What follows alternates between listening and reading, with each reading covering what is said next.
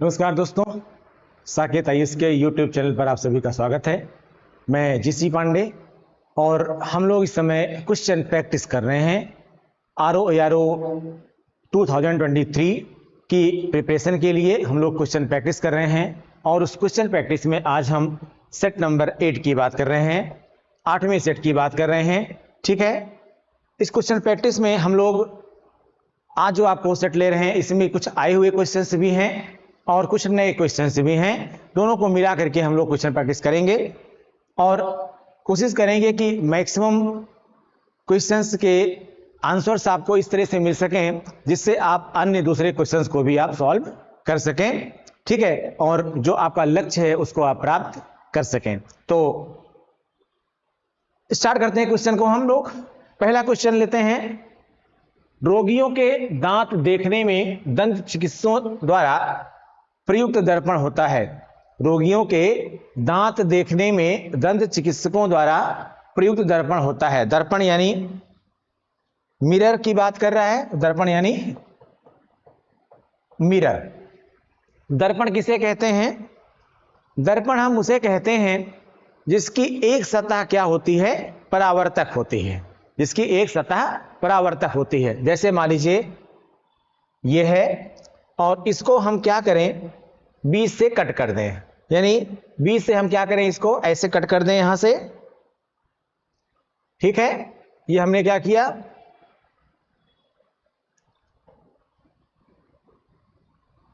ये यहां पर ये इस तरह से है मान लीजिए, और इसको हम जो है थोड़ा सा हटाना चाहें इसमें से तो ठीक है, हमने क्या किया, इसको यहां से कट कर दिया। ठीक, अब अगर हम पॉलिश यहां पर करते हैं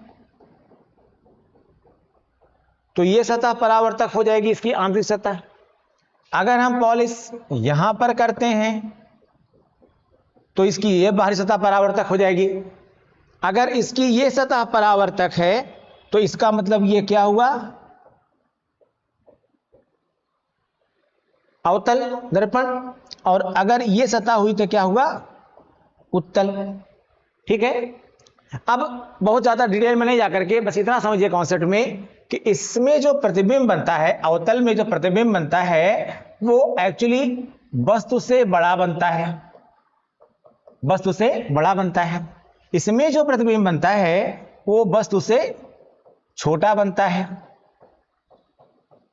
इसका एरिया बड़ा होता है, यानी अधिक क्षेत्र को देख सकता है। इसलिए इसका इस्तेमाल प्रायः जो है गाड़ियों में पीछे की जो है, जो रोड वगैरह पे, रोड साइड में पीछे की वस्तुओं को, यानी पीछे के हिस्से को देखने में किया जाता है। यानी इसको हम बैक साइड मिरर के रूप में यूज करते हैं। लेकिन जो अवतल है इसमें प्रतिबिंब वस्तु से बड़ा बन रहा है, तो जाहिर सी बात है ऐसी छोटी वस्तुओं को देखने में इस्तेमाल किया जाएगा जिसमें यह वस्तु को बड़ा करके दिखाए। जैसे आंख, कान, नाक की जांच करने वाले उपकरणों में किसका इस्तेमाल होगा? अवतल का इस्तेमाल होगा। पहले घड़ियों का जो काम होता था तो आंख पर लगा लिया करते थे, तो क्या होता था? अवतल होता था। ऐसे ही जब दांत को देखना है और दांत को बड़ा करके देखना है तो ऐसे में क्या करेगा डॉक्टर ऐसे में क्या करेगा, ऐसे मिरर का यूज करेगा जिसमें दांत बड़ा दिखे। तो उसमें वो किस में दिखेगा? अवतल में दिखेगा। किस में दिखेगा? अवतल में दिखेगा। जाहिर सी बात है कि इसमें किसका इस्तेमाल होगा? अवतल दर्पण का इस्तेमाल होगा। इस आधार पर क्वेश्चन क्या सही होगा? आपका बी सही होगा। ठीक है, चलिए अगला क्वेश्चन देखते हैं। निम्न में से कौन सा पादप हार्मोन है? कौन सा पादप हार्मोन है? क्वेश्चन इंसुलिन हार्मोन को देखिए। अगर आप, इंसुलिन हार्मोन क्या है भाई? इंसुलिन हार्मोन क्या करता है? ग्लूकोज से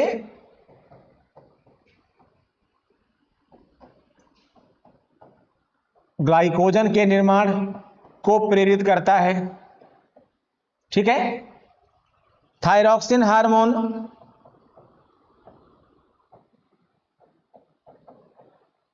थायरॉक्सिन हार्मोन थायराइड ग्लैंड से संबंधित है। थायराइड ग्लैंड से संबंधित है। ठीक है ना। और एस्ट्रोजन हार्मोन ये मादा हार्मोन है, फीमेल हार्मोन है, ठीक है, और जिसका जो संबंध है साइटोकाइनिन जो हार्मोन है यही क्या है, पादप हार्मोन है, और ये कोशिका विभाजन या कोशिका दीर्घीकरण में सहायता करता है। किसमें? कोशिका विभाजन या कोशिका दीर्घीकरण में क्या करता है, सहायता करता है, ठीक है ना। तो इसका संबंध किससे है?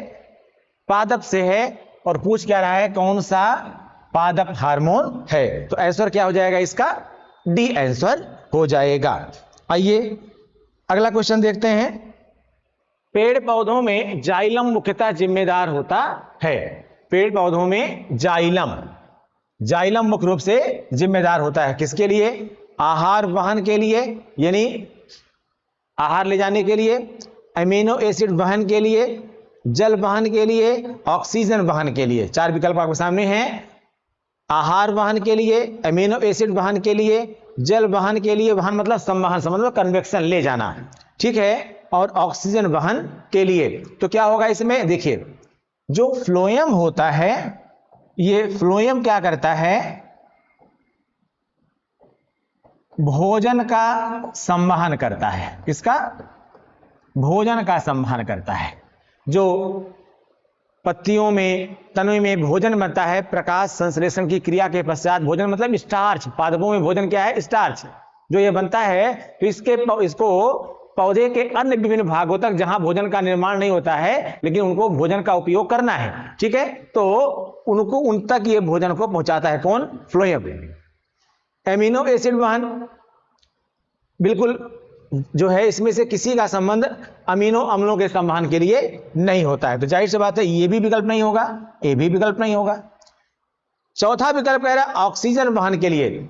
एक्चुअली जो ऑक्सीजन का संवहन होता भी है और CO2 का जो संवहन होता भी है वो स्टोमाटा द्वारा होता है। किसके द्वारा? स्टोमाटा द्वारा। इसको हिंदी में कहते हैं रंध्र द्वारा। किसके द्वारा होता है? रंध्र के द्वारा होता है, ठीक। किसके द्वारा? स्टोमाटा द्वारा होता है, रंध्र द्वारा होता है। किसका? ऑक्सीजन का भी संवहन और जल का भी, ऑक्सीजन का भी संवहन, और जो अतिरिक्त जल होता है, जो कि प्रकाश संश्लेषण की क्रिया के पश्चात बनता है, उसका भी निष्कर्षण या वाष्पोत्सर्जन स्टोमाटा के द्वारा होता है। लेकिन पूरे पौधे में जो जल और खनिज लवण के पहुंचाने की बात होती है, जल और खनिज लवण, इसमें क्या लिखा है? केवल जल वहन। लेकिन इसके साथ साथ और क्या होता है? इसके साथ साथ खनिज लवण,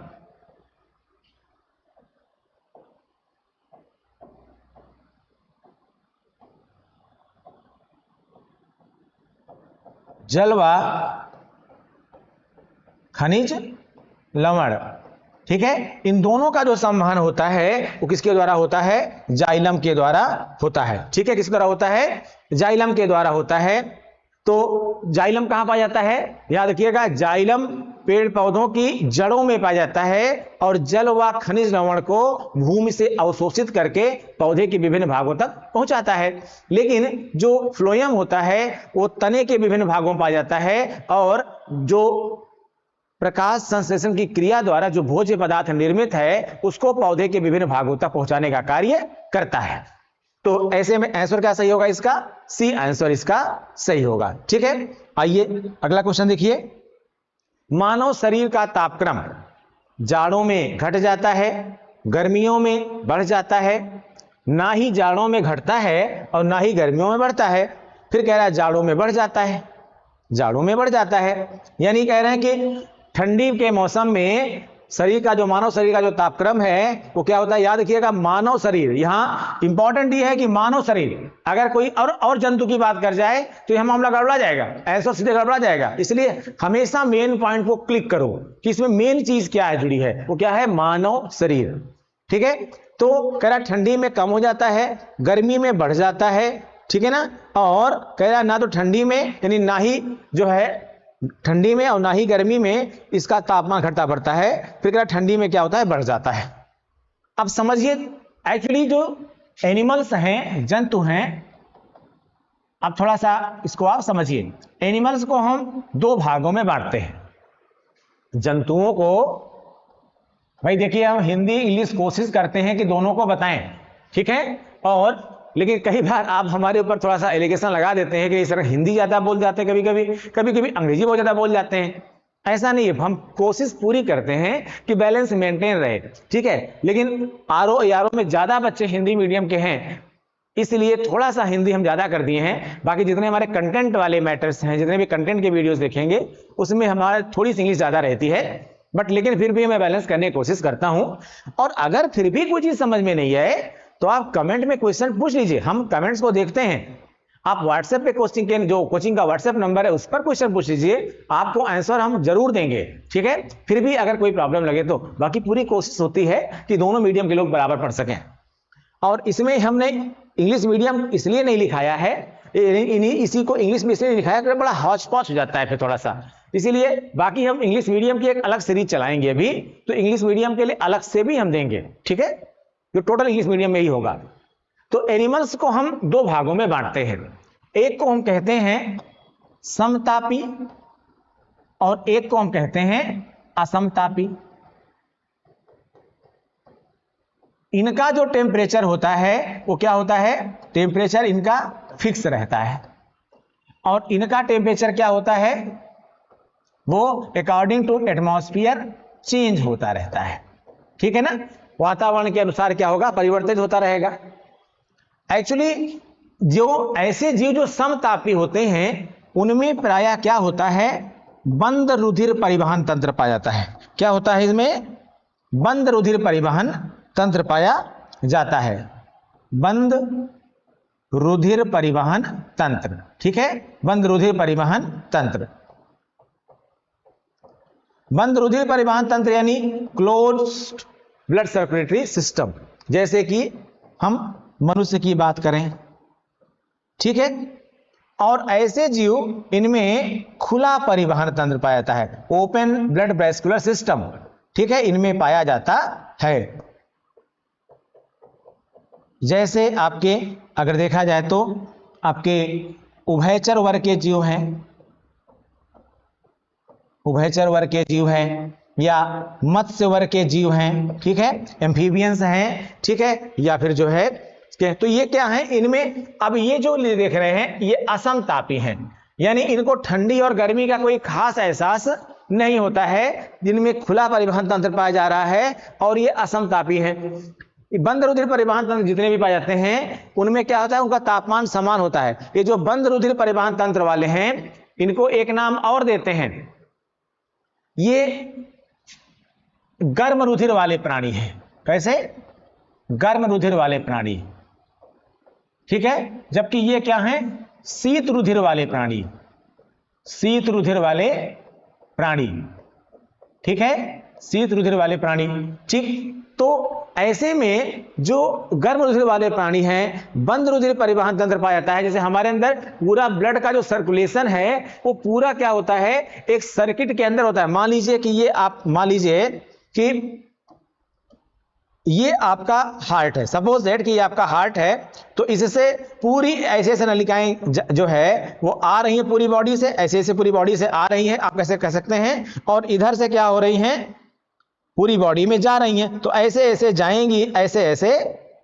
आएंगी, ऐसे आप मान लीजिए ऐसे कि एक सर्किट पूरा ये बना हुआ है जाने का और आने का, पूरा इसी में पूरी बॉडी में ऐसे होता रहता है कि एक तरफ से जाएंगे, हृदय के जो है बाएं हृदय के बाएं निलय से संपूर्ण शरीर में रक्त वितरित होता है, और हृदय के दाएं आलिंद में, हृदय के दाएं आलिंद में पूरी बॉडी से ब्लड आकर के पहुंचता है। यानी हमारा अगर हृदय को देखा जाए, हार्ट को देखा जाए, तो हार्ट में क्या होता है, पूरे शरीर का जो अशुद्ध रक्त होता है वो हृदय के कहां पर, दाएं आलिंद में आता है, और जो शुद्ध होने के बाद जो रक्त होता है वो हृदय के बाएं निलय से संपूर्ण शरीर में जाता है। तो पूरा जाता किस में है, आर्टरी में है, और वही आर्टरी अपने अंतिम छोर पर मुड़ जाती हैं, और वहीं से वो क्या कहलाती हैं, वेन्स कहलाती हैं। तो आता किससे है, वेन्स से, जाता किससे है, आर्टरी से। तो आर्टरी और वेन्स जो है ये कोई अलग नहीं है, ये कहीं जुड़ी हुई हैं, आपस में मुड़ जाती हैं बस केवल।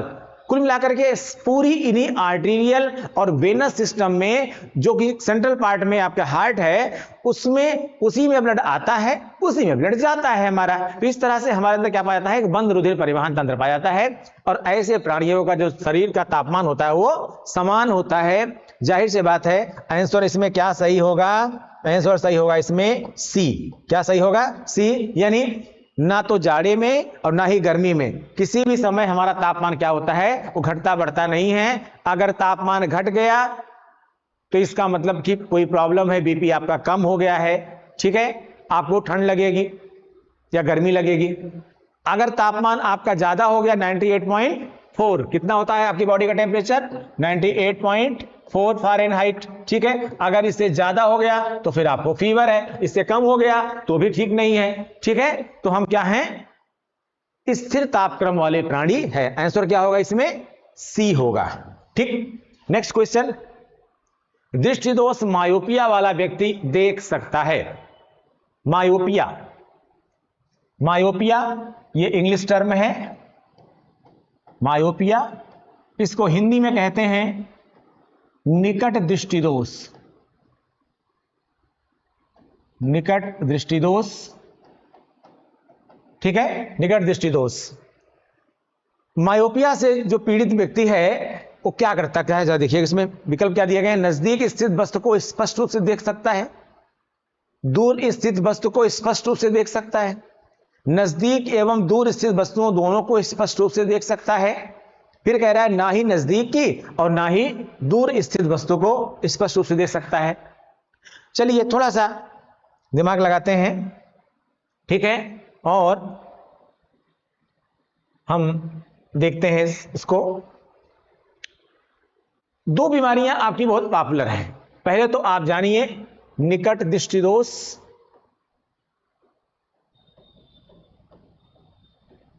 निकट दृष्टि दोष यानी इसी को हम क्या कहते हैं, मायोपिया, जो क्वेश्चन आपका पूछा जा रहा है। और दूसरा है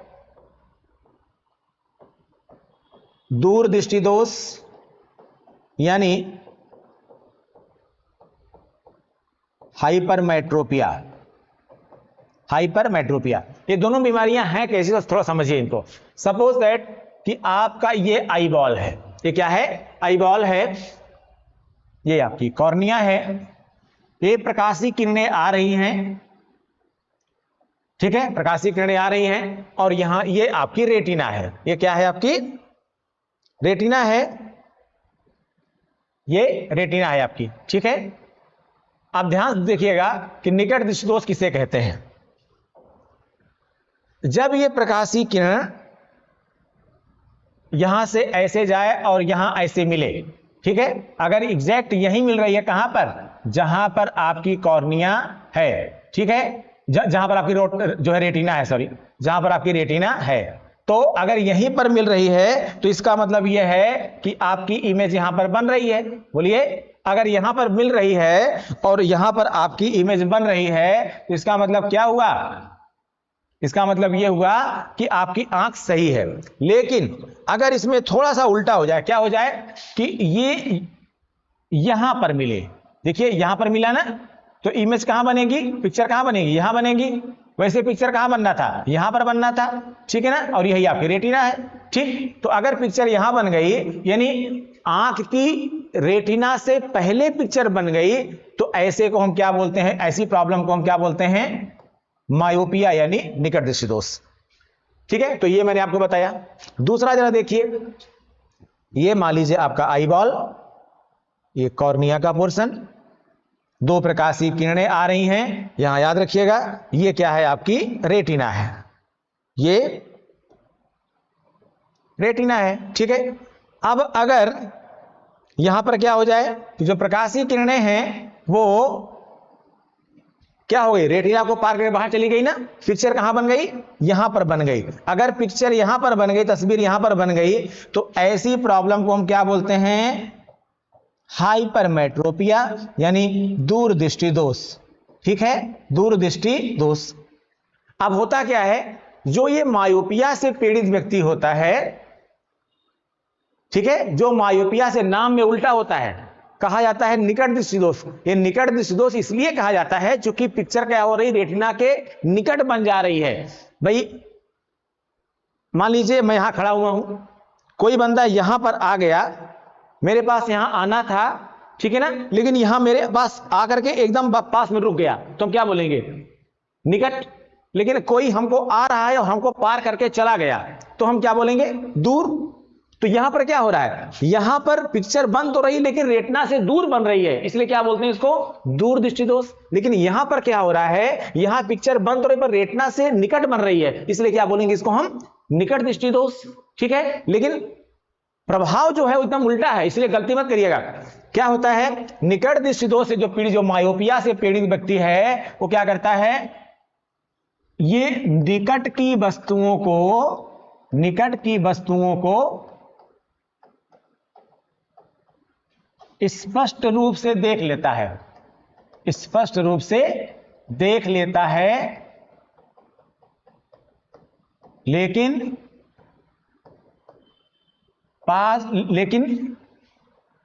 दूर की वस्तुओं को नहीं, दूर की वस्तुओं को नहीं। ये पास की वस्तु को देख लेता है लेकिन दूर की वस्तु को नहीं देख पाता है। हाइपरमेट्रोपिया में क्या होता है, हाइपरमेट्रोपिया में निकट की वस्तु नहीं दिखाई पड़ती, निकट की वस्तु नहीं दिखाई पड़ती है, जबकि दूर की वस्तु क्या होती है, दिखाई पड़ती है। दूर की वस्तु क्या होती है, दिखाई पड़ती है। समझ गए आप लोग, दूर की वस्तु दिखाई पड़ती है, निकट की वस्तु दिखाई नहीं पड़ती है।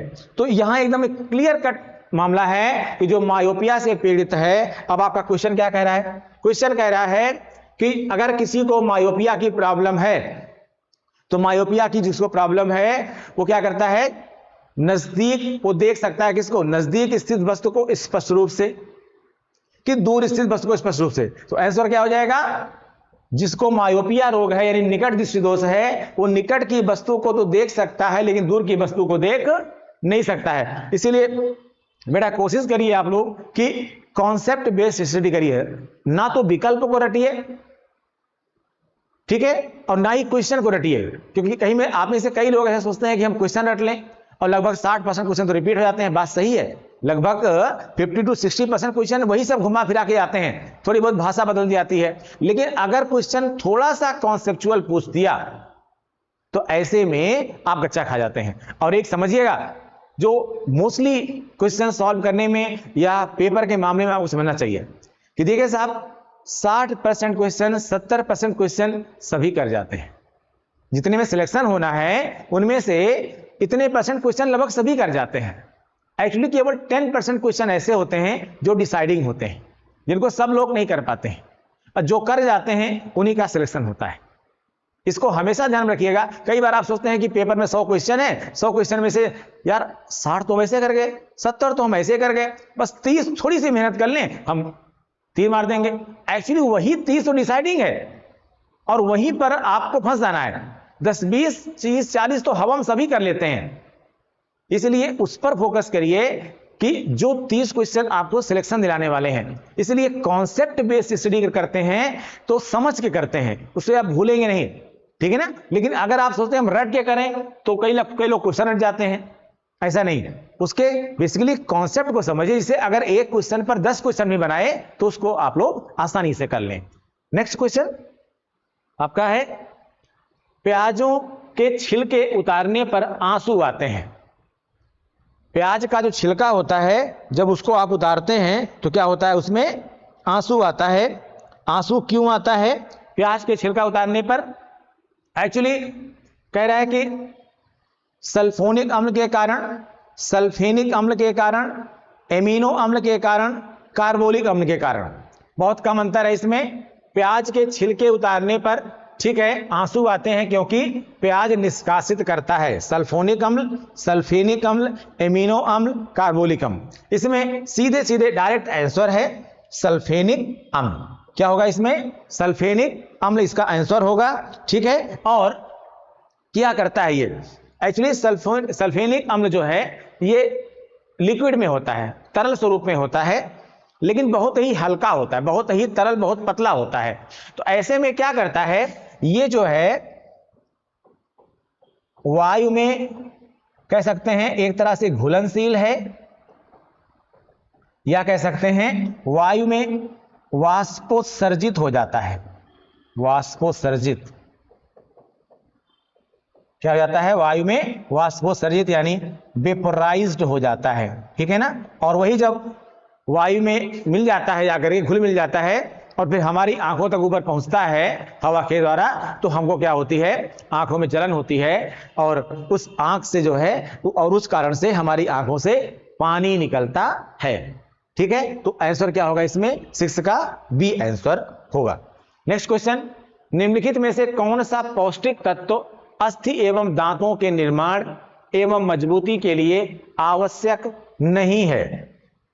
क्या कह रहा है? आवश्यक नहीं है। तो यहां पॉइंट आउट करना है आपको, आवश्यक नहीं है। देखिए, निम्नलिखित में से कौन सा पौष्टिक तत्व अस्थि एवं दांतों के लिए आवश्यक नहीं है? चलिए समझिए भाई, आप सभी लोग जानते हैं सबका काम क्या है। अब चूंकि आवश्यक नहीं है पूछ रहा है ना, समझिए।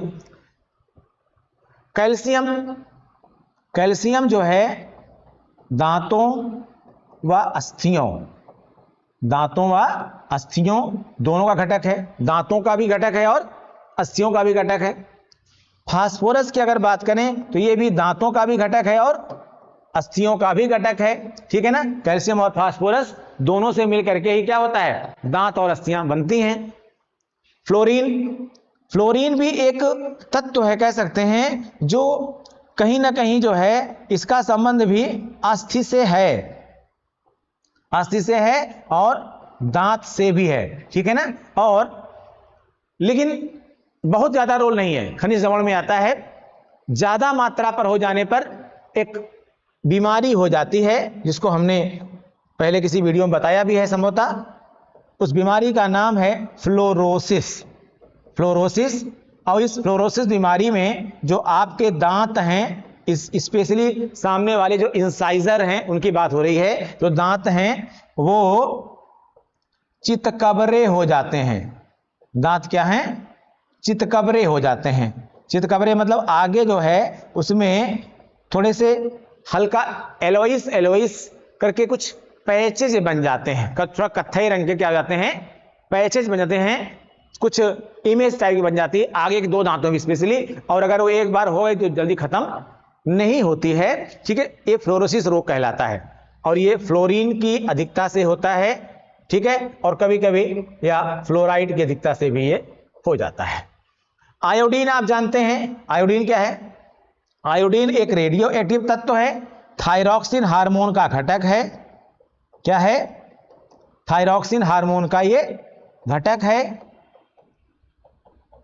थायरॉक्सिन हार्मोन का घटक है। और क्या है? ये एक रेडियो एक्टिव सब्सटेंस है, ठीक है।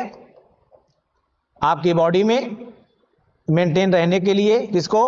ग्वाइटर ग्लैंड को, यानी जो है जो यहां पर गले की ग्रंथि है, ठीक है, इसको जो आपकी थायराइड ग्लैंड है, सॉरी थायराइड ग्लैंड है, इसको मेंटेन करने के लिए, नहीं तो क्या हो जाता है? थायरॉक्सिन हार्मोन की कमी हो जाती है और थायरॉक्सिन हार्मोन गड़बड़ होने पर आपको एक बीमारी हो जाती है। क्या नाम उसका है? एक बीमारी हो जाती है, उसका क्या नाम है?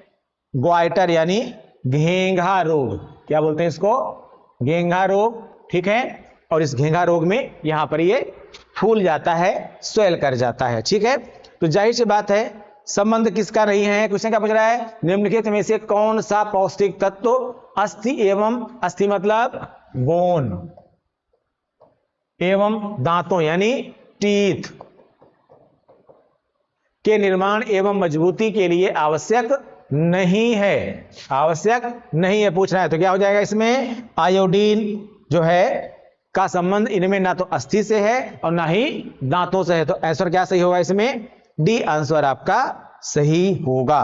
अगला क्वेश्चन देखते हैं।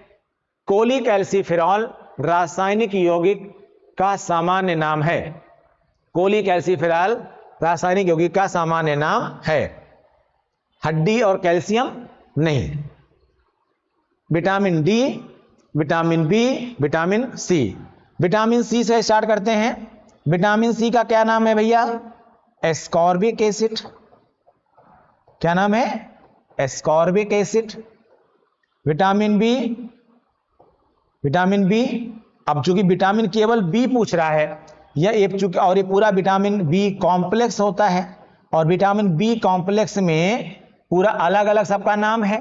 जैसे B1 है तो इसका थाइमीन है, B2 है तो राइबोफ्लेविन है, राइबोफ्लेविन है, B3 है निकोटिनिक एसिड है, निकोटिनिक एसिड है, B5 है पेंटोथिनिक एसिड है, पेंटोथिनिक एसिड है, B6 है पायरिडॉक्सिन है, B12 है साइनोकोबालामाइन है, साइनोकोबालामाइन है। ठीक है ना? तो जाहिर सी बात है कि विटामिन बी भी नहीं होगा, और हड्डी और कैल्शियम से कोई संबंध, कोई खास उसका रासायनिक का मतलब नहीं है। दोनों ही, हड्डी में जो कैल्शियम पाता है खुद एक रासायनिक पदार्थ है। विटामिन डी का ही क्या बोलते हैं? कोलीकैल्सीफेरॉल, कोलीकैल्सीफेरॉल। तो उस हिसाब से आंसर क्या सही होगा इसमें? आंसर सही होगा इसमें बी, यानी कोलीकैल्सीफेरॉल रासायनिक यौगिक का सामान्य नाम है। क्या सही हो जाएगा आंसर इसमें? बी सही हो जाएगा। ठीक है, क्या हो जाएगा आंसर इसमें? बी, यानी विटामिन डी का नाम है कोलीकैल्सीफेरॉल। आइए अगला क्वेश्चन देखते हैं। फेरोमेन्स सामान्यतः उत्पन्न किया जाता है। फेरोमेन्स क्या है? फेरोमेन्स सामान्यतः उत्पन्न किया जाता है सांपों द्वारा, पक्षियों द्वारा, चमगादड़ों द्वारा और कीटों द्वारा। एक्चुअली इसका सीधा आंसर समझिए, आंसर होगा इसका डी। कौन उत्पन्न करता है फेरोमेन्स को? कीट उत्पन्न करते हैं। कौन उत्पन्न करता है? कीट उत्पन्न करता है। कौन सा कीट उत्पन्न करता है? इसमें ये जो है मादा कीट उत्पन्न करती है। कौन उत्पन्न करता है? मादा कीट उत्पन्न करती है। मादा कीट उत्पन्न करती है। क्यों उत्पन्न करती है मादा कीट? मादा कीट इसलिए उत्पन्न करती है क्योंकि नर कीट को आकर्षित करने के लिए, नर कीट को आकर्षित करने के लिए। ठीक है ना? और आप जानते हैं जो अपोजिट सेक्स होते हैं, अपोजिट जेंडर होते हैं, उनमें महक की बड़ी भूमिका होती है। ठीक है ना? कुछ महक से, कुछ अन्य क्रियाकलाप से ही ये जो है क्या होते हैं, एक दूसरे के प्रति आकर्षित होते हैं। ठीक है, रिप्रोडक्शन के लिए। अब होता क्या है कि मादा कीट इस जो है इस फेरोमोन्स को उत्पन्न करती है, इससे ही नर कीट उसकी तरफ आकर्षित होता है। लेकिन आजकल इनके इसी गुण का इस्तेमाल करते हैं किसमें? कीटों को मारने के लिए भी। तो खेतों में कीटों को मारने के लिए क्या करते हैं? इसको, इस फेरोमोन्स का छिड़काव किया जाता है। ठीक है ना? आर्टिफिशियल, कृत्रिम तौर पर। उससे क्या होता है? उससे मादा कीट तो बिल्कुल उससे आकर्षित नहीं होती, तो मादा कीट तो वहां आएगी ही नहीं। ठीक है, बल्कि भाग अलग से जाएगी। नर कीट उस तरफ आते हैं, नर कीट क्या होते हैं? उस तरफ आते हैं, तो मादा कीट कार्य से भाग जाती हैं और नर कीट बेचारे उस तरफ चले जाते हैं। और नर कीट आते हैं और वहीं पर एक्चुअली वो मर जाते हैं। मादा कीट को ढूंढते ढूंढते वहीं पर मर जाते हैं, क्योंकि वैसे भी उनकी आयु कमी होती है, मर जाते हैं। ठीक है, और चूंकि उनमें नर कीटों में अंडे देने की क्षमता तो होती नहीं है, अल्टीमेटली कीटों का विस्तार भी नहीं होता। लेकिन सपोज करिए अगर मादा कीट आती तो क्या होता? अगर मादा कीट आती तो अंडे भी देती और उससे जो है कीटों का विस्तार भी होता है, और कीट भी उत्पन्न होते। इससे क्या होता है कि जो है आपके खेतों में जो कीट बहुत पैदा हो जाते हैं, वो आसानी से इस गुण के कारण नष्ट किए जा सकते हैं। फिलहाल इसमें आंसर क्या होगा? 9 का डी होगा।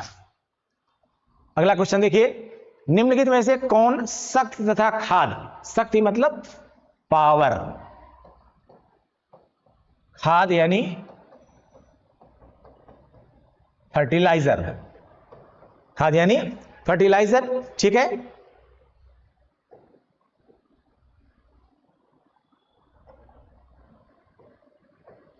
खाद यानी फर्टिलाइजर। ठीक है,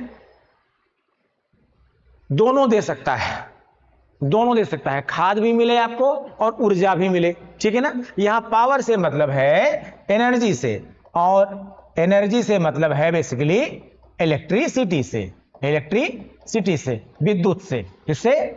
विद्युत से। ठीक, अब देखिए क्या नाभिकीय संयंत्र से मिलता है? भाई नाभिकीय संयंत्र से आपको इलेक्ट्रिसिटी तो मिल जाएगी, इलेक्ट्रिसिटी तो मिल जाएगी, लेकिन क्या आपको इससे फर्टिलाइजर मिलेगा? नहीं। इससे तो जो वेस्ट निकलता है वो नाभिकीय अपशिष्ट होता है, न्यूक्लियर वेस्ट होता है, और they are radio active substance. अगर किसी तरह से वो संपर्क में भी आ गए खरपतवार के या व्यक्ति के, तो दोनों ही चले जाएंगे। ठीक है, तो कोई मतलब नहीं है। जो ताप संयंत्र होते हैं, ठीक है, जो थर्मल पावर होते हैं, इनसे जो राख निकलती है, ठीक है ना, जो राख निकलती है ये क्या है? एक क्षारीय पदार्थ है। तो इस क्षारीय पदार्थ के तौर पर इनका इस्तेमाल थोड़ा सा तो हो सकता है, लेकिन ये फर्टिलाइजर नहीं है, इनका भी इस्तेमाल खाद के तौर पर नहीं हो सकता। तो पहला और दूसरा ऑप्शन नहीं सही होगा। तीसरे पर हम विचार कर लेते हैं, चौथे पर विचार कर लेते हैं, हाइड्रो इलेक्ट्रिक संयंत्र। ये क्या है? जल विद्युत। क्या है ये? जल विद्युत। तो जल विद्युत जो उत्पादित की जाती है टरबाइन मशीन को चला करके, और जल विद्युत उत्पादित की जाती है। जल से विद्युत के निर्माण की प्रक्रिया क्या कहलाती है? जल विद्युत प्रक्रिया। ठीक है ना, हाइड्रो इलेक्ट्रिक एनर्जी।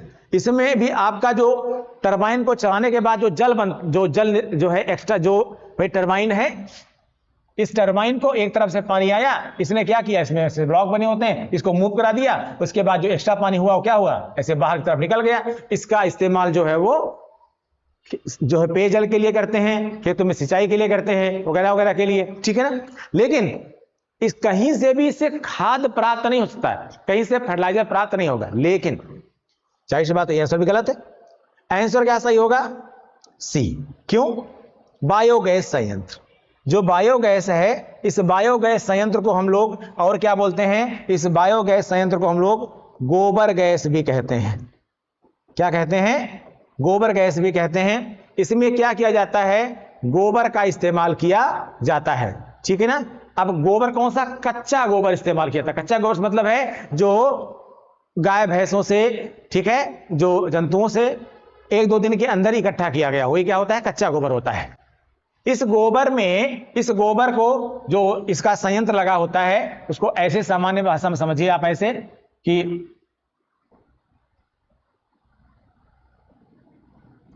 ठीक है, और ये लगभग ऐसे बनाया जाता है। इसमें एक तरफ से गोबर डाला जाता है, ये अंदर जाता है गोबर, और इधर साथ में क्या डालते हैं? गोबर प्लस वाटर, दोनों को मिक्स करके डालते हैं। अंदर क्रिया होती है। इस गोबर में क्या होती है भैया? इस गोबर में मीथेन गैस होती है। ठीक है, क्या होती है? मीथेन गैस होती है, मीथेन गैस। और ये मीथेन गैस ऊपर उठ जाती है। ठीक है, और इस मीथेन गैस को पाइपलाइन के माध्यम से, किससे? पाइप के माध्यम से जहां ले जाना है वहां ले जाएंगे। ठीक है ना। और जो एक्स्ट्रा जो गोबर बचा वो हल्का हो जाता है और वो इधर से चला आता है, और इधर से गोबर को निकाल लिया जाता है। ठीक है, इधर से गोबर को निकाल लिया जाता है। अब ये जो गोबर हुआ, एक्चुअली मीथेन गैस खरपतवार को जला देती है। इसलिए जब खेतों में खरपतवार को जलाने के लिए कभी कभी कच्चे गोबर का छिड़काव भी किया जाता था पहले, जहां पर अभी भी ऑर्गेनिक जो है फार्मिंग होती है। ऑर्गेनिक फार्मिंग में हमेशा यही करते हैं, कच्चे गोबर को डाल देते हैं खेतों में, उससे जो खरपतवार होते हैं वो अपने आप जल जाते हैं, उसमें मीथेन गैस एक्स्ट्रा होती है, जला देती है। ठीक है, लेकिन जब ये मीथेन गैस निकल गई, हल्का हो गया, तो अब इसको सामान्य खाद के तौर पर इस्तेमाल इसको कर सकते हैं। ये काली काली हो जाती है, ठीक है, कुछ दिन बाद जो है, और गर्म की हल्की हो जाती है। यहां से तो निकाल लेते हैं। तो गोबर गैस से यानी बायोगैस संयंत्र से क्या हुआ? आपने ये ऊर्जा भी प्राप्त कर ली। क्या प्राप्त कर ली इससे आपने? भाई इस एनर्जी को आप क्या कर सकते हैं? इससे आप प्रकाश उत्पन्न कर सकते हैं, इससे आप खाना बना सकते हैं, और इससे जल गर्म कर सकते हैं, अन्य जो भी काम ले सकते हैं आप इससे ले सकते हैं। ठीक है, तो एनर्जी भी मिल गई और साथ में आपको फर्टिलाइजर भी मिल गया। ठीक है, तो क्या होगा इसमें? आंसर सी आंसर सही होगा। अगला क्वेश्चन देखते हैं। निम्नलिखित युग्मों में से कौन सही सुमेलित नहीं है? निम्नलिखित युग्मों में से कौन सा सही सुमेलित नहीं है? निम्नलिखित युग्मों में से कौन सा सही सुमेलित नहीं है? सही सुमेलित कौन सा नहीं है? ऊन, रेयॉन, रबर, फ्लोरीन। ऊन के साथ जुड़ा है एक प्रोटीन, रेयॉन कह रहा है रूपांतरित स्टार्च, रबर एक प्राकृतिक बहुलक, फ्लोरीन एक कार्बन का अपरूप। देखिए एक्चुअली इसमें नीचे शुरू करेंगे हम तो फ्लोरीन कार्बन का एक अपरूप है, बिल्कुल सही है। रबर एक प्राकृतिक बहुलक, यानी अगर प्लास्टिक प्लांट से ये निकाला गया है, ठीक है, और फिर इसका पॉलीमराइजेशन किया गया है, ठीक है, तो नो डाउट ये विकल्प जो है वो यानी सही इसको मैच कराया गया है यहां पर। ऊन आप सब जानते हैं, ऊन क्या है, एक प्रोटीन है। कौन सी प्रोटीन है? ऊन एक नेचुरल प्रोटीन है, ठीक है, क्योंकि बाल किसके बने होते हैं? प्रोटीन के बने होते हैं, और अगर उससे मिला के बनाया जा रहा है तो क्या हो रहा है? ये प्रोटीन है। अब अगर हम देखें आप तो हम रेयान की अगर बात करें, ठीक है, रेयान की बात करें तो ये मैच नहीं कर रहा है। कैसे? कह रहा है रूपांतरित स्टार्च। रूपांतरित स्टार्च एक्चुअली ये नहीं है, रूपांतरित स्टार्च नहीं है। एक्चुअली रेयान जो है ये सेलुलोज से बनाया जाता है, सेलुलोज से बनाया जाता है, और सेलुलोज आप लोग जानते हैं पादपों से प्राप्त होता है, पादपों से प्राप्त होता है, और इसी का उपयोग करके किसका? सेलुलोज का जो है क्या करते हैं? रेयान जो है वो बनाते हैं। यानी एक तरह से ये भी कृत्रिम ऊन ही है या कृत्रिम रेशा ही है। क्या है? कृत्रिम रेशा है, लेकिन क्या है? ये स्टार्च से नहीं बल्कि रेयान से बनाया जो है किसे? सेलुलोज से बनाया जाता है। और हम आप जानते हैं जो सफेद भाग होता है, जैसे गुड़हल का फूल लीजिए, उसके आगे एक नर भाग निकला होता है, ठीक है, उस नर भाग में आप उसको तोड़ लीजिए, ऊपर से लाल लाल रहेगा, छिलके को हल्का सा हटाइए, पूरा सफेद सफेद अंदर दिखाई पड़ेगा, और हल्का लसलसा होता है, उसको आप पकड़ेंगे हो सकता है टूटे ना, स्लिप कर जाए। वो क्या है? वो पूरा का पूरा सेलुलोज है। जब अंकुरित होता है, जैसे चना अंकुरित हुआ, मूंग की दाल अंकुरित हुई, जो भी अंकुरित चने आप स्प्राउट्स लेते हैं, जो भी अंकुरित होता है वो सब क्या होता है? सेलुलोज होता है। अब यहां ध्यान दीजिएगा, सेलुलोज को हम आप पचा नहीं पाते हैं। इसको कौन पचा सकता है? जुगाली करने वाले पशु पचाते हैं। रूमिनेंट्स जो होते हैं, जो खाने के बाद करते हैं ना जैसे करके, उसको बोलते हैं जुगाली करना, ठीक है। रूमिनेंट्स पचा पाते हैं, हम आप पचा नहीं पाते हैं। ये हमारे शरीर में सिर्फ क्या काम करता है? बिकॉज ऑफ फाइबर, ये फाइबर है, तो इसका ये केवल इतना करता है कि अन्य भोजन को पचाने में सहायता करता है, तो हमको इसको खाना चाहिए, लेकिन ये सिर्फ अन्य भोजन को पचाने में सहायता करता है। लेकिन ये ध्यान रहे कि ये खुद नहीं पच पाता। इसका मतलब ये नहीं कि इतना ज्यादा खा लीजिए इसको कि एकदम घास फूसे ऐसा पूरा मामला पहुंच जाए अंदर और आपको कोई फायदा वायदा नहीं होगा उससे, ठीक है। तो अंकुरित भी करिए तो इतना अंकुरित करिए कि वो आपके लिए यूजफुल हो जाए। पता चला आप इतना अंकुरित कर दिए कि पूरा गाय भैंस ऐसा पूरा हो गया एकदम से, क्योंकि आप पचा नहीं पाएंगे। वो तो पचा लेते हैं, ठीक है, पर आप पचा नहीं सकते उसको, ठीक है। तो इसमें आंसर क्या सही होगा? बी आंसर सही होगा। अगला क्वेश्चन, निम्नलिखित में से कौन सा युग्म सही सुमेलित नहीं है? सही सुमेलित नहीं है, आइए, सही सुमेलित नहीं है, ये ध्यान दीजिएगा आप लोग, कौन सा युग्म सही सुमेलित नहीं है? फार्मिक अम्ल किसमें? चींटी में होता है, सही है। एस्कॉर्बिक अम्ल नींबू में होता है, नींबू वंश के फल में है, विटामिन सी का नाम है, सही है। माल्टोज क्या है? माल्ट शर्करा है। माल्टोज क्या है? माल्ट शर्करा, माल्ट शर्करा, ठीक है ना। और ये भी सही सुमेलित है। ये नहीं सुमेलित है, कौन? एस्टिक अम्ल। एस्टिक अम्ल नहीं, नहीं, एस्टिक अम्ल किसे कहते हैं? सिरका को कहते हैं। ये क्वेश्चन हम कहीं पे करा चुके हैं पहले, रिपीट हुआ है क्वेश्चन। ये विनेगर को बोलते हैं, ठीक है। और कभी कभी टाइपिस्ट महोदय सेम क्वेश्चन को कर देते हैं, उनको मना किया जाता है, लेकिन कहीं से गलती कर जाते हैं बेचारे, हो जाता है। तो रिपीट हुआ है क्वेश्चन। ये दही लिखा है, दही नहीं बल्कि जो है ये एक्चुअली जो दही होता है ये आप जानते हैं किसमें होता है? लैक्टिक अम्ल में होता है। दही में क्या होता है? दही में लैक्टिक अम्ल होता है, दही में लैक्टिक अम्ल होता है। यानी अगर यहां पर लैक्टिक अम्ल होता है और दही होता तो ये सही होता, ठीक है। लेकिन एस्टिक अम्ल किसमें होता है? सिरका में होता है, इसलिए यह ऑप्शन इसमें क्या होगा? अगर आंसर के हिसाब से देखा जाएगा तो इसमें क्या सही होगा? क्या सही होगा? सी सही हो गया। क्या पूछ रहा है, निम्नलिखित में से कौन सा युग्म सही सुमेलित नहीं है? तो क्या सही सुमेलित नहीं है? एसिटिक अम्ल और दही, ठीक है, ये सही सुमेलित नहीं है। अगला क्वेश्चन, हरी खाद के लिए सबसे उपयुक्त फसल है।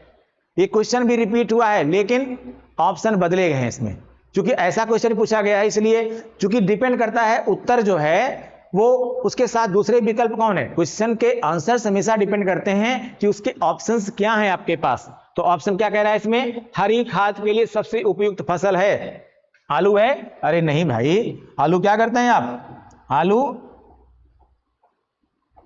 खाद्य पदार्थ के तौर पर इस्तेमाल करते हैं, ठीक है। उत्तर भारत में तो मुख्य सब्जी में मुख्य रूप से शामिल किया जाता है इसको। गन्ना किसका स्रोत है? गन्ना आपका किसका स्रोत है? बोलो भाई, आप लोग जानते होंगे ना इसको, कोई भी लिख के बता सकते हैं आप यहां पर। गन्ना जो है वो शुगर का सोर्स है, ठीक है, शुगर, और इससे आप गुड़ बना सकते हैं, इससे आप चीनी बना सकते हैं, और ये अल्टीमेटली कन्वर्ट किस में होता है हमारी बॉडी में? ग्लूकोज में। और ग्लूकोज किस में कन्वर्ट होता है? एटीपी में। और एटीपी ही क्या है? हमारे शरीर की ऊर्जा है, इसी से हमारा शरीर चलता है, ठीक है। तो गन्ना जो है उसका इस्तेमाल खाद के लिए, हरी खाद के लिए तो बिल्कुल नहीं होता है। चना भी आप जानते हैं दाल वाली फसल है। कैसी फसल है? दाल वाली फसल है। चना क्या है? दाल वाली फसल है, ठीक है ना। और इसका हम लोग दाल के रूप में इस्तेमाल करते हैं। यद्यपि इसमें एजिटोबैक्टर, राइजोबियम, क्लास्ट्रीडियम, ये सब जीवाणु पाए जाते हैं जो वातावरण के स्वतंत्र नाइट्रोजन को नाइट्रेट में परिवर्तित करते हैं, लेकिन हरी खाद नहीं है। नाइट्रोजन जरूर निकालते लेकिन हरी खाद में नहीं आता। तो हरी खाद में क्या आता है? एक्चुअली सनई आती है, ठीक है। सनई, इसका कई नाम हो सकता है, अलग अलग जगहों पर अलग अलग नाम से इसको पुकारा जाता है।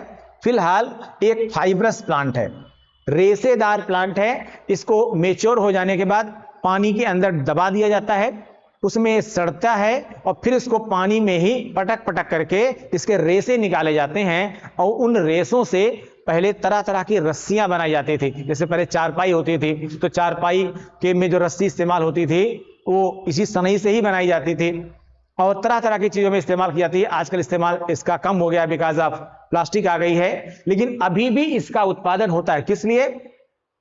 तो भले हम इसको इस्तेमाल रस्सी बनाने वाले पदार्थ के तौर पर ना करें, लेकिन हरी हरी खूब होती है। तो जैसे बड़ी हो जाती है इसको क्या करते हैं? ट्रैक्टर से पलटवा दिया जाता है, ठीक है। और उससे क्या हो जाता है कि इसमें चूंकि ये भी एक नाइट्रीफाइंग का काम करती है, ये भी नाइट्रीफाइंग के तौर पर ही वर्क करती है, और अल्टीमेटली जो उसको पलटवा देते हैं खेत में ही, तो ये हरी खाद के रूप में काम करने लगती है। और जो अगली फसल उसमें लगाई जाती है उसके लिए ये जो है पोषक तत्व उपलब्ध कराती है, ठीक है।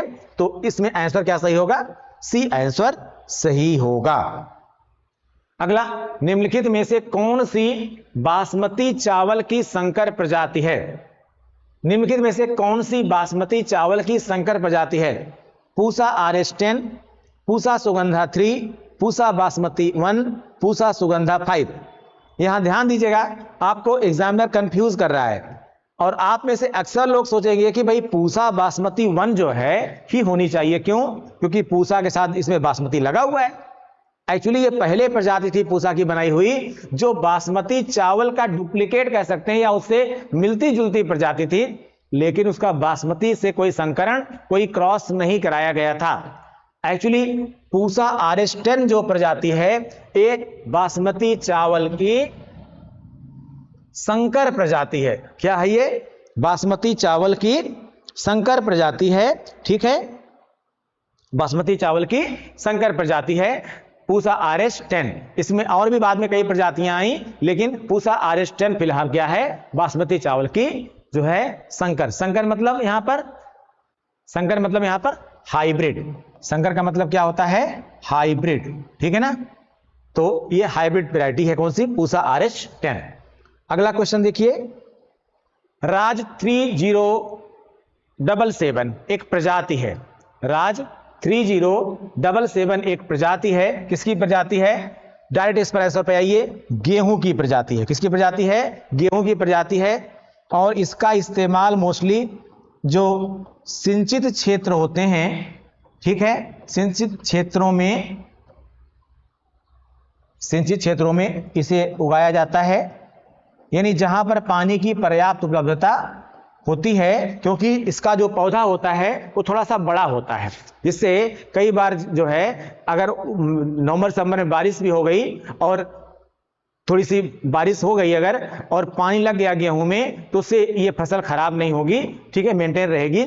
और ये गेहूं की प्रजाति है, कहां पर होता है, सिंचित क्षेत्र में इसका इस्तेमाल मोस्टली करते हैं जहां पर पानी की उपलब्धता होती है, ठीक है।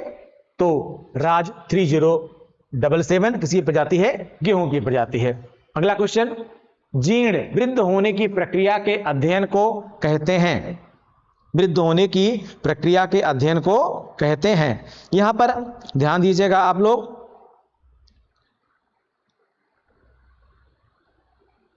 कुछ चीजों को थोड़ा समझिएगा आप लोग। यहां पर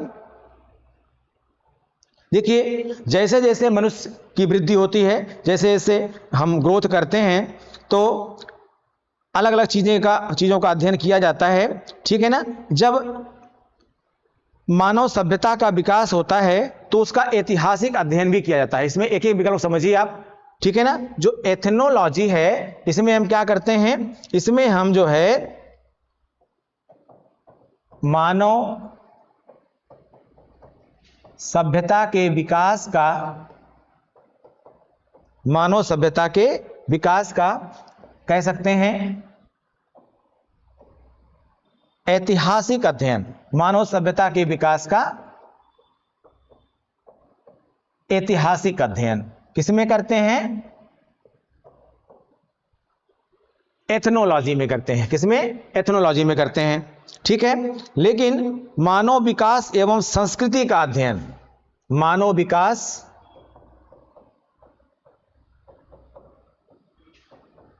एवं संस्कृति का अध्ययन,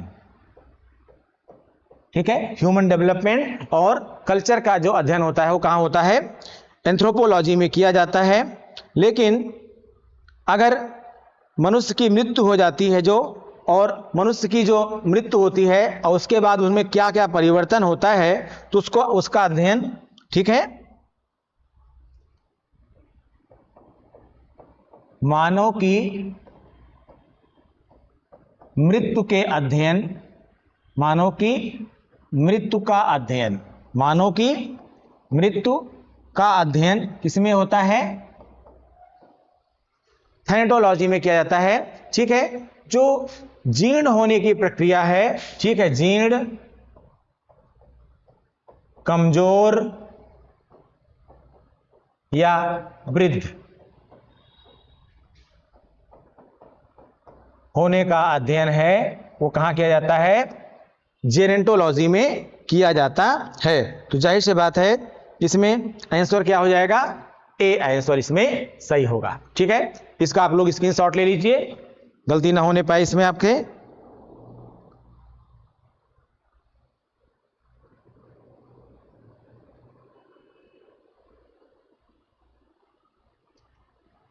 नेक्स्ट क्वेश्चन देखते हैं 17। ओरल सबम्यूकस फाइब्रोसिस बीमारी का कारण है, ओरल सबम्यूकस फाइब्रोसिस बीमारी का कारण है। ये एक सामान्य बीमारी है जो अब बहुत ज्यादा हो रही है, ओरल सबम्यूकस फाइब्रोसिस बीमारी। इसके कुछ लक्षण थोड़ा समझिए आप लोग। कह रहे हैं अधिक मदिरापान से होती है, तंबाकू धूम्रपान खाने से होती है, तंबाकू युक्त गुटखा खाने से होती है, या जो लोग रेड मीट खाते हैं, जैसे गाय का भी है, यानी जिसको बीफ जो जिसे बोलते हैं, गाय का मांस है, भैंस का मांस है, ठीक है, इनका मांस है, ठीक है, तो इसे हम रेड मीट भी कहते हैं। उनको जो खाते हैं उनको ये होती है, ठीक है। एक्चुअली ये बीमारी होती कैसे है, इसमें क्या क्या होता है, एक तो इसमें लार का श्रावण कम हो जाता है।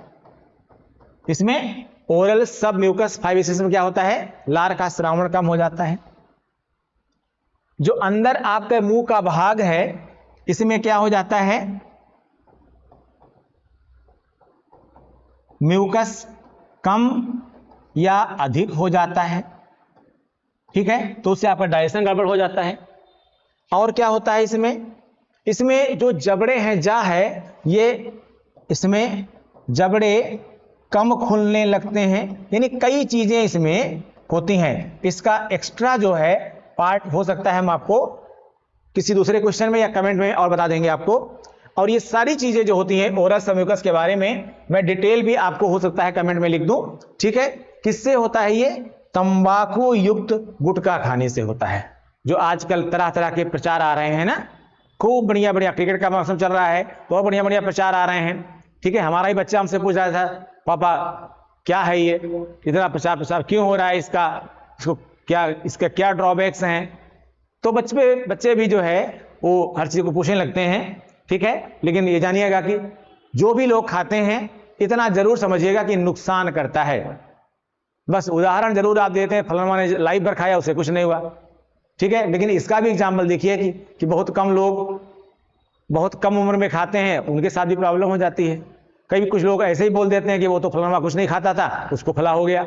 तो ये सब चीजें ठीक है अपने स्थान पर, लेकिन फिलहाल नुकसान करता है। मैं यहां पर इतने कह सकता हूं, बस खाना नहीं चाहिए तंबाकू युक्त गुटखा, ठीक है। में क्या होता है, ये ओरल सबम्यूकस फाइब्रोसिस बीमारी होती है। अगला क्वेश्चन है, बीएमडी परीक्षण किया जाता है।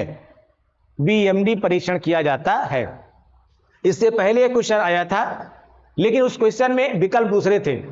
उसमें जो है सांद्रता की बात की गई थी, लेकिन कि उसमें किस चीज का कंसंट्रेशन चेक करने के लिए, किस चीज का स्तर चेक करने के लिए ये किया जाता है। यहां कह रहा है कुछ बीमारी का नाम दे दिया है।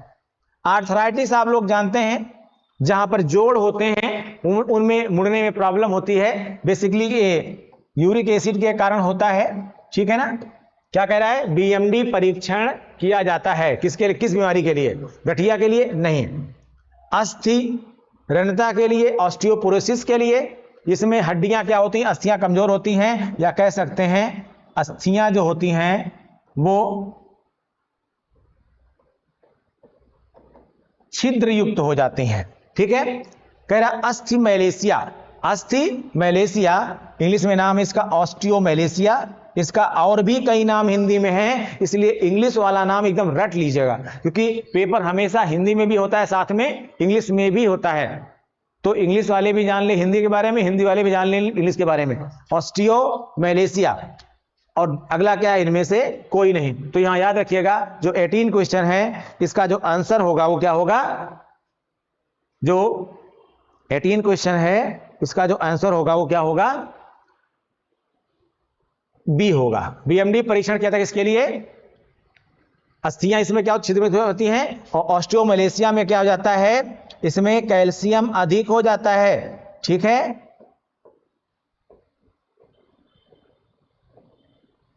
तो आंसर क्या हो जाएगा इसमें, अस्थि रणता हेतु यानी ऑस्टियोपोरोसिस हेतु, ठीक है। तो रट लीजिएगा ऑस्टियोमैलेशिया क्या है और ऑस्टियोपोरोसिस क्या है, ठीक है। आंसर क्या होगा इसमें, बी आंसर सही होगा। अगला देखिएगा, सेब का हृदय रोगियों के लिए विशेष महत्व है क्योंकि ये बड़े स्रोत हैं। सेब का हृदय रोगियों के लिए विशेष महत्व है क्योंकि ये बड़े स्रोत हैं। किसके स्रोत हैं भैया, सोडियम व पोटेशियम के, फास्फोरस व मैग्नीशियम के, पोटेशियम व फास्फोरस के, पोटेशियम व फास्फोरस के, पोटेशियम व फास्फोरस के,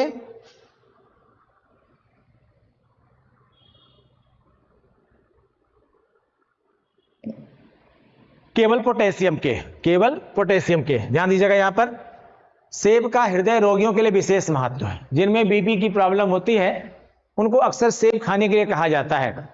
ज्यादा नहीं, सिर्फ एक सेब डेली खाइए, सफिशिएंट है आपके लिए। विशेष महत्व है क्योंकि ये बड़े स्रोत किसके, सोडियम व पोटेशियम के, फास्फोरस व मैग्नीशियम के, पोटेशियम व फास्फोरस के, केवल पोटेशियम के। एक्चुअली जब भी हृदय से संबंधित, जब भी हम हार्ट की फिजियोलॉजी की बात करें, फिजियोलॉजी का मतलब होता है कारिकी, जब भी हम हृदय के कारिकी की बात करें तो हमेशा दो चीज को याद रखें। क्या चीज, एक सोडियम और दूसरा पोटेशियम, एक सोडियम और दूसरा पोटेशियम। सोडियम क्या करता है, ध्यान दीजिएगा, सोडियम हार्ट बीट को इंक्रीज करता है, यानी रक्तचाप को क्या करता है, बढ़ाता है। क्या करता है, रक्तचाप में वृद्धि करता है, ठीक है। लेकिन पोटेशियम क्या करता है, रक्तचाप को कम करता है, रक्तचाप को कम करता है। और सेब में ये दोनों पाया जाता है, तो क्या करेगा, ये मेंटेन रखेगा ना, मेंटेन रखेगा ना। और आप जानते हैं अगर सोडियम बढ़ गया तो बीपी बढ़ जाएगा, ठीक है ना। और अगर पोटेशियम क्या हो जाएगा, कम हो जाएगा, तो बीपी घट जाएगा। तो अगर ज्यादा स्थिति में, इसलिए उसका उल्टा किया जाता है, तो बढ़ना भी नहीं है और घटना भी नहीं है। और इसीलिए हमारी ब्लड में चीजों को मेंटेन किया जाता है। अगर सोडियम ज्यादा हो जाएगा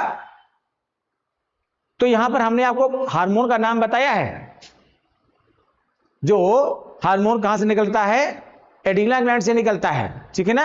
और वो क्या करता है, रक्त में सोडियम की उपयुक्त मात्रा बनी रहे इसका ध्यान रखता है, एल्डोस्टेरोन हार्मोन, ठीक है, बताया था पहले आपको, याद होगा अगर आपको, ठीक है। तो एल्डोस्टेरोन हार्मोन क्या करता है, रक्त में सोडियम की मात्रा को मेंटेन करता है। लेकिन ये ध्यान रखें, यहां फल के बारे में पूछना है, बीमारी हम आपको बाद में बताएंगे।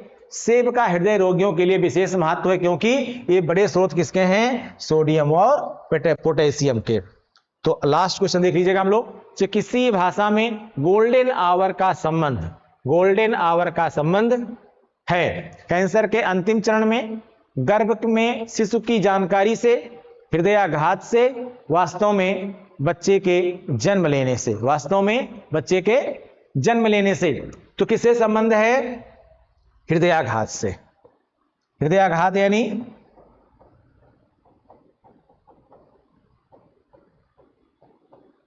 हार्ट अटैक, हृदयाघात यानी हार्ट अटैक।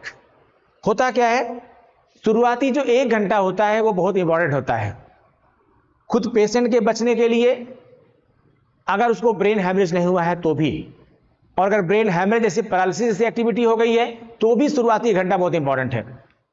अगर आपको हार्ट अटैक हो गया और आपका शरीर शून्य पड़ता हुआ चला जा रहा है, तो एक टेक्निक होती है, आप लोग शायद इसको जानते होंगे, और अभी रिसेंटली न्यूज़ है, आप जानते हैं अभी गुजरात में गरबा हो रहा था, तो उस गुजरात के गरबा में भी जो है प्रॉब्लम्स लोगों में आई थी। तो एक टेक्निक है, इसको बोलते हैं CPR, क्या बोलते हैं इसको, CPR टेक्निक, CPR टेक्निक। और अमेरिकन सोसाइटी में तो ये बहुत ही इंपॉर्टेंट है, और इसका पूरा नाम है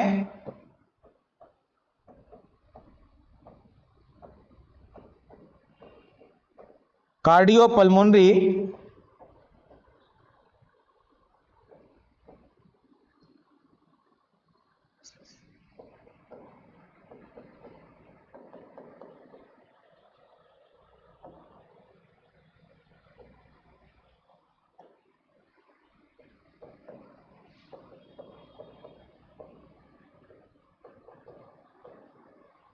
cardiopulmonary resuscitation technique, CPR technique इसको शॉर्ट में बोलते हैं।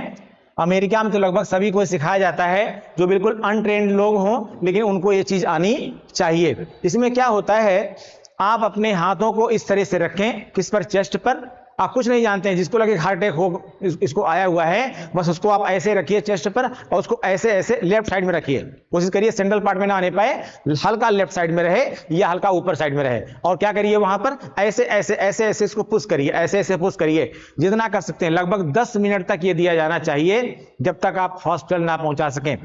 और फिर भी अगर आपको लगता है कि नहीं प्रॉब्लम हो रही, तो आप उसके मुंह में अपना मुंह डाल करके फूंकिए तेजी से, तेजी से फूंकिए, ठीक है। ये दो टेक्निक बहुत इंपॉर्टेंट होती है और हमने इससे पहले की वीडियो में आपको बताई थी, अगर कभी ऐसा हो जाए तो वहां पर भी आप एस्प्रिन या डिस्प्रिन की टैबलेट आपके पास हो तो उसको भी आप दे सकते हैं अगर उस हालत में है तो। अगर उसमें नहीं है तो अगर एकदम साइलेंट हो गया है तो भी आप इस सीपीआर टेक्निक का इस्तेमाल कर सकते हैं, जब तक कि डॉक्टर ये ना अनाउंस कर दे कि ये डेड हो चुका है, मृत हो चुकी है, तब तक आप इस सीपीआर टेक्निक का यूज कर सकते हैं। जनरल जान लीजिए, आप यूट्यूब पर दूसरे वीडियो भी सीपीआर के देख सकते हैं, तो वहां पर आपको पूरा टेक्निक मिल जाएगी।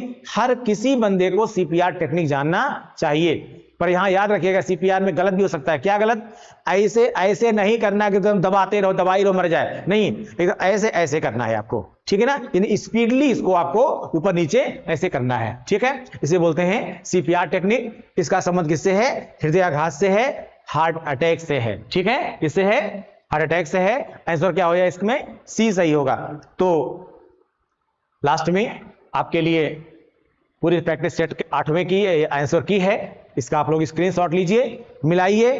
जब हम क्वेश्चन कराया करें तो कोशिश करिए कि साथ साथ में आप लोग क्वेश्चन किया करिए, अपने हिसाब से आंसर फटाफट दिया करिए, ठीक है ना, और बाद में मिला लिया करिए, ठीक है। चूंकि हमें तो एक्सप्लेन भी करना होता है, इसलिए हम उसको जो है हम टाइम लेते हैं, लेकिन कोशिश हमारी ये रहती है कि आप अपने हिसाब से भी इसको करें।